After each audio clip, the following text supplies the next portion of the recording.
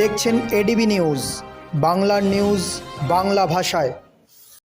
আজ আরামবাগ সংলগ্ন কুমুরসা গ্রাম পঞ্চায়েতের অন্তর্গত পাতুলছড়া গ্রামে অনুষ্ঠিত হল মন্দির অভিষেকের অনুষ্ঠান।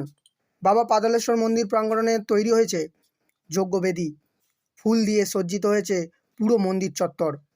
জাতি ধর্ম নির্বিশেষে সকলের জন্য আয়োজন করা হয়েছিল বাবার প্রসাদ।